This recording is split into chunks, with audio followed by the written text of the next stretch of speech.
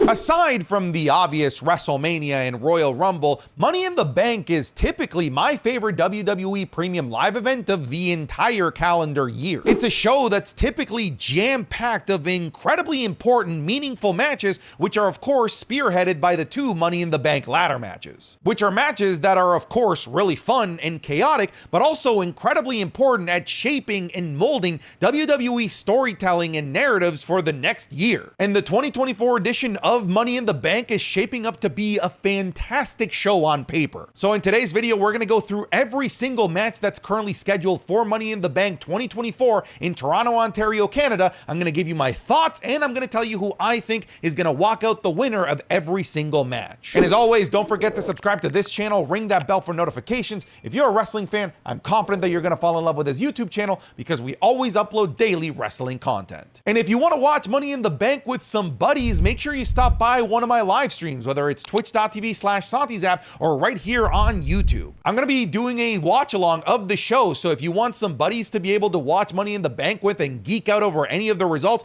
make sure you come by to any of the live streams. The links to any of those will be in the description down there. All right, now let's jump into it. Let's start off by looking at the Intercontinental Championship match between the champion Sami Zayn taking on Braun Breaker. It does feel kind of out of nowhere that Braun Breaker got this opportunity without having to earn it. It looked, at least on paper, like they were going to do some sort of tournament or triple threat that would involve the likes of Ludwig Kaiser, Braun Breaker, of course Sheamus, and none of that really came to fruition. And of course you could have even tossed in Ilya Dragunov in there, but none of that happened. Instead, it was just Braun Breaker demanding a title opportunity and Sami Zayn agreeing to it. And I'm not necessarily saying that that's a bad thing. I'm just saying that it kind of came out of nowhere, and it kind of forced this feud to really just materialize as quickly as possible over the last 2 weeks to make this into a premium live event worthy feud, because we know it's a premium live event worthy match at the very least from what these guys are going to deliver in ring. And to be fair to them, I do feel that in the past 2 weeks they've done a pretty good job at developing this into an interesting storyline,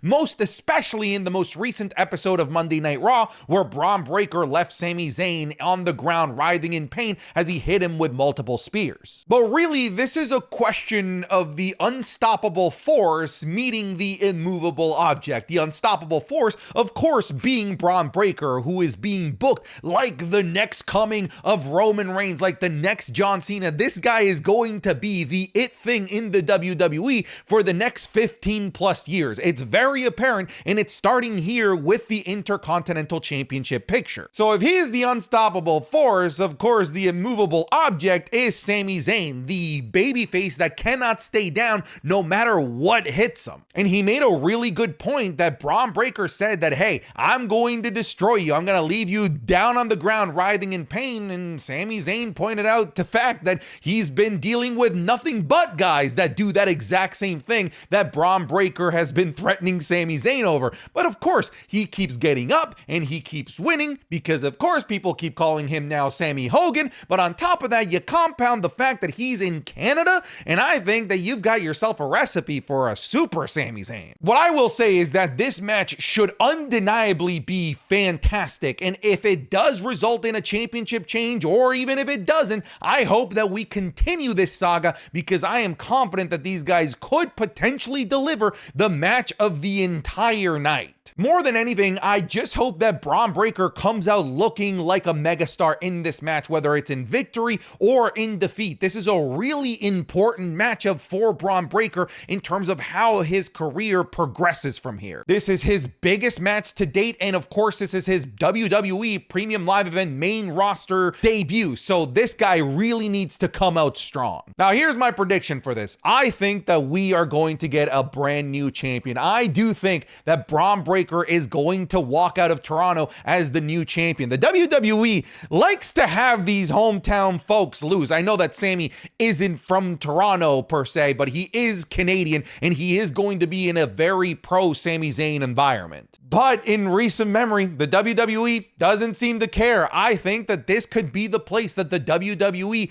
crowns Braun Breaker and starts the era of Braun Breaker and starts potentially another legendary Intercontinental Championship reign. So I am saying that we get a championship change here. I'm going to go with Braun Breaker. But to be fair, I think I've predicted Sami Zayn to lose the Intercontinental Championship like the past two WWE Premium Live events. So who the hell knows? If there's anyone that can beat somebody when everything is against them, it is Sami Zayn. But I think that this is it. I'm taking Braun Breaker. Next up, let's look at the 6-man tag match between the Bloodline members of Tama Tonga, Tanga Loa, Solo Sikoa, and Jacob Fatu. I know that I listed 4 there, but that's the 4 that they're showing right now, even though it's supposed to be 3-on-3. Maybe this means that we'll have a 4th one added to the other team of Cody Rhodes, Randy Orton, and Kevin Owens. I am recording this right now before the episode of SmackDown before Money in the Bank, so it's possible that they add a 4th to make this an 8-man tag match. Here's the thing, just like the tag match that we had at Backlash between Kevin Owens and Randy Orton versus Tama Tonga and Solo Sikoa, this match needs to be no disqualification. This match needs to have street fight stipulations. I hope that at some point or another, maybe in the episode of SmackDown leading into Money in the Bank or right before the match, Nick Aldis comes out and says that this is no holds bar, unsanctioned, whatever, because the lead up to this absolutely warrants it. These two teams have been destroying and annihilating each other. In the most recent episode of SmackDown, as I'm recording this, they had a brawl throughout the entire arena, which resulted in Kevin Owens doing a swanton from the audience to the bottom where there was a table. So you can't just have a, hey, tag me type of tag team match. This needs to be chaotic. If this does end up being an 8-man tag match, which I don't think it's going to be, Jacob Fatu has a pretty nasty criminal record, and I wouldn't be surprised if he's not allowed into Canada. Maybe this is their kind of get out of jail free card. They're going to try to get Jacob Fatu across the border, but if they can't, they'll go with the advertised 6-man tag match. But if I need to create some sort of fantasy booking, why not make the 4th man of Team Cody Rhodes Brock Lesnar after the Bloodline completely annihilated poor Paul Heyman? I'll just throw that out into the universe. I don't know if the universe will listen. In terms of who I think is going to win this, not only do I think they're going to win, frankly, they need to win. It has to be the Bloodline. If you want to actually take these guys seriously, if you actually want everyone to believe that Solo Sikoa is the new tribal chief, is the new head of the table, that this Bloodline really is for real, you need to have them beat the top baby faces of Friday Night SmackDown. You can't have the Bloodline lose immediately after what they just did to Paul Heyman. This is a make or break match for the Bloodline, and if they lose, this is a break moment for them. They absolutely have to win here. So that's what I'm gonna lock in. I'm going to say that your winners will be Solo Sikoa, Tama Tonga, and Tanga Loa. And maybe Jacob Fatu if he's allowed to cross the border, I don't know. Now let's look at the World Heavyweight Championship match between champion Damian Priest defending against the returning Seth Rollins. There are a couple of things that have been running through my head when I look at this feud. The very first one is, why in the world is Seth Rollins back so quickly? Everything was pointing to Seth Rollins either being back closer to SummerSlam or even after SummerSlam. The fact that they brought him back so quickly maybe tells me that the WWE has some plans to put the title on Seth Rollins. In terms of this feud, I've been kind of left a bit uninterested in the actual feud between Damian Priest and Seth Rollins, because this isn't really a feud. It's just Damian Priest trying to show the world that he can hang with the likes of Seth Rollins so that he's not seen as the paper transitionary champion. But there seems to be no hatred or malcontent between Damian Priest or Seth Rollins. Seth Rollins is trying to antagonize Damian Priest, but Damian Priest seems to just be content glazing Seth Rollins, telling him how amazing he is, but that he's gonna beat him and that he's no longer the top of the mountain. It's tough to create an engaging storyline if that's the impetus of them fighting. But hey, it's Seth Rollins, it's Damian Priest, it's got a World Heavyweight Championship.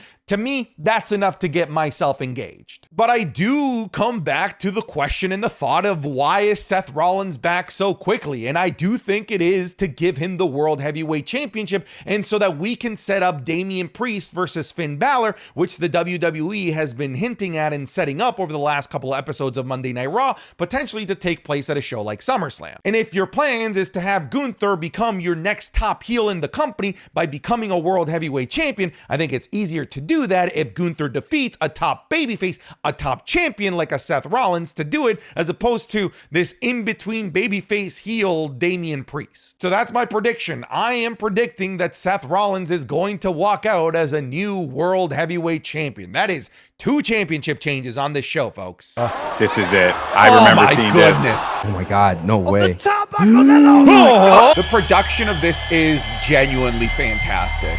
Oh my God. Oh my God. Oh my God, dude, this match is great. That, folks, was a preview of this week's Wrestling is Cool Match Club, which is available exclusively over on patreon.com/SantiZap. This week, we're looking at the very first ever Money in the Bank ladder match at WrestleMania 21. We're looking at an indie classic between Walter and Will Ospreay. We'll also be looking at the debut of The Fiend Bray Wyatt against Finn Balor at SummerSlam 2019, and the criminally underrated Fatal 4-Way match at SummerSlam for the Universal title between Brock Lesnar, Braun Strowman, Roman Reigns, and Samoa Joe. You're going to be getting these watch-alongs and more, like the Raw review, SmackDown reviews, the Wrestling is Cool podcast 3 days early, all over on patreon.com/SantiZap. We unfortunately cannot show these on YouTube. It is impossible. The only place to get the watch-alongs is on Patreon. So come check it out. It'll be the top link in the description or the link that's in the pinned comment. I think that you're going to like it, even if you just try it out for 1 month. All right, back to the video. Now let's look at the women's Money in the Bank ladder match, which has Io Sky, Chelsea Green, Lyra Valkyria, Tiffany Stratton, Naomi, and Zoe Starks. When I look at the field, there's only a couple of people that I could realistically see winning this, that being Chelsea Green,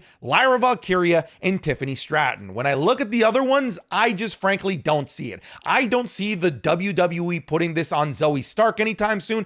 I don't think that Naomi needs the Money in the Bank briefcase. I think that the WWE can really easily insert Naomi into world championship pictures without having to justify her winning a Money in the Bank briefcase. I think she already has the prestige to be in world championship feuds if they want her to be. And same with Io Sky. She doesn't need to go back to back here. And Chelsea Green, Lyra Valkyria, Tiffany Stratton are on the cusp of going from the mid-card to the main event scene, and a Money in the Bank briefcase could be the catalyst for that. And I do hope that that's how they utilize the Money in the Bank briefcase for the women, because they did it with Io Sky last year and it worked. To me, Io Sky is a perennial main eventer moving forward. And if done just right, they can do it again with Chelsea Green, Lyra, or Tiffany. Now, out of all of these, I do think that the 2 best options are Chelsea Green or Tiffany Stratton. In terms of what makes a really good Miss Money in the Bank, I think that Chelsea Green and Tiffany Stratton are just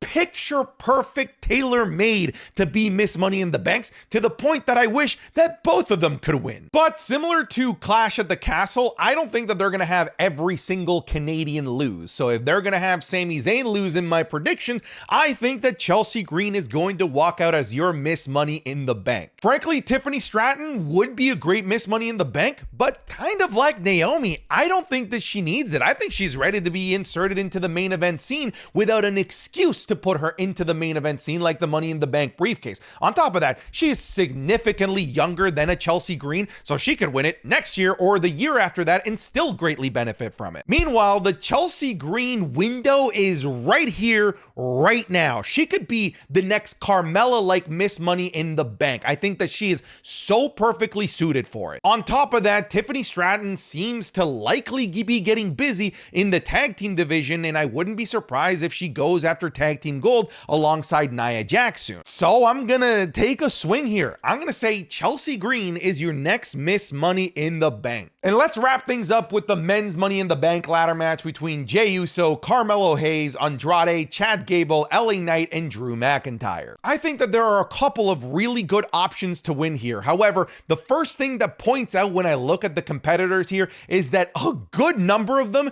could have people commit outside interference to prevent them from winning. For example, you could have Chad Gable lose because of interference from the Wyatt Six, LA Knight lose because of interference from Logan Paul, Drew McIntyre lose because of interference from CM Punk, maybe Jey Uso lose from interference from the Bloodline. The only two that I could see having a clear path to the briefcase without any sort of involvement from outside parties is Carmelo Hayes and Andrade. Because Chad Gable is so entrenched in whatever is about to go on with the Wyatt Six, I frankly don't think that he is the best option because he's got WWE narrative and storyline probably booked out for him for the next several months. He is good. He's going to be getting plenty of TV time. And I don't think that Drew McIntyre needs it either because he's cemented with a high-profile feud with CM Punk that will likely blow off at SummerSlam. Ditto goes for LA Knight. He is destined for a matchup against Logan Paul. To me, it is between Jey Uso, Carmelo Hayes, and Andrade, and I don't think that Carmelo Hayes or Andrade are ready to be carrying around this briefcase yet. I think it's gonna go to Jey Uso because Jey Uso is the main event ready guy out of everyone there that doesn't really have a picture in terms of storylines and narratives that are placed for him in the next several months. On top of that, he's the poster child of this entire show,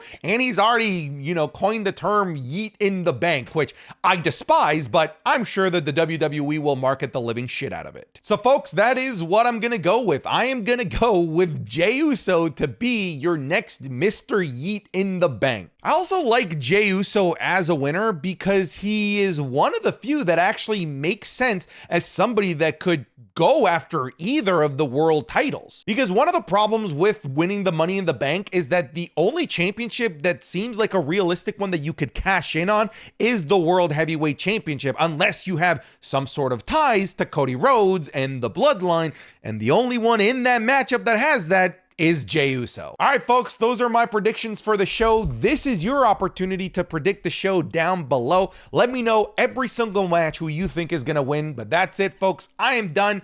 Get out of here.